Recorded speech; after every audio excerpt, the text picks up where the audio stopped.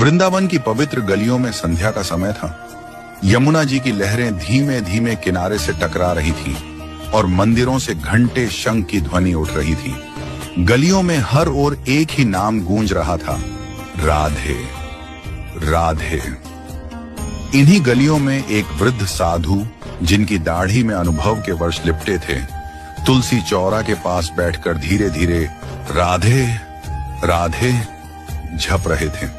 ऐसा लगता था मानो उनकी हर सांस में यह नाम रचा बसा हो। उसी समय एक युवा यात्री, जो पहली बार वृंदावन आया था, पास बैठ गया। उसके चेहरे पर श्रद्धा तो थी, लेकिन साथ ही एक गहरी उलझन भी।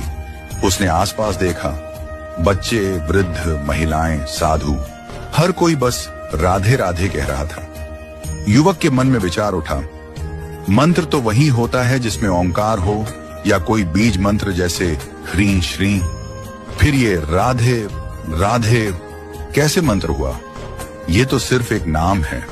पर उसने यह प्रश्न साधु से नहीं पूछा, बस चुपचाप उनकी आंखों में देखता रहा, मानो उसका संशय उनकी शांति में उत्तर ढूंढ रहा हो। कुछ देर बाद साधु ने उसकी ओर देखा और मुस्कुराए, जैसे वो उसका मन पढ़ चुके हों। साधु बोले, बेटा, क्या तुमने अजामिल की कथा सुनी है? वो पापी था, लेकिन मरते समय उसने केवल नारायण पुकारा, न ओम, न श्री, न हरि। फिर भी भगवान ने उसे तार दिया। क्यों?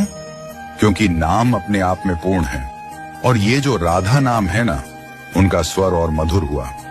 ये कोई साधारण नाम नहीं, ये नाम तो स्वयं भगवान की आत्मा है।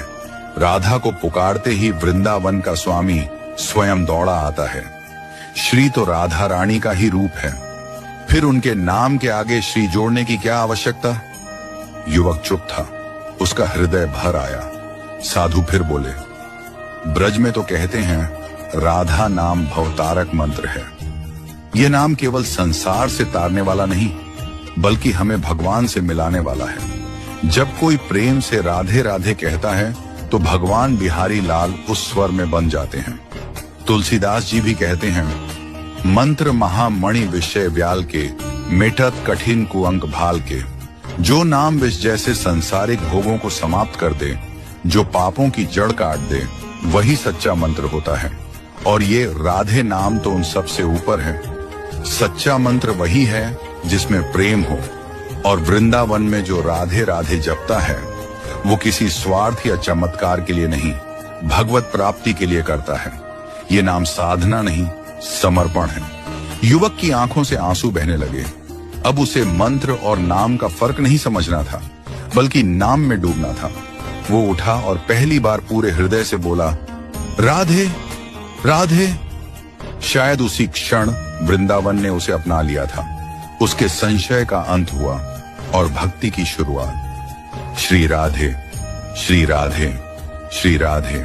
आपको हमारी यह भावनात्मक कहानी सुनकर कैसा लगा? कमेंट करके जरूर बताएं।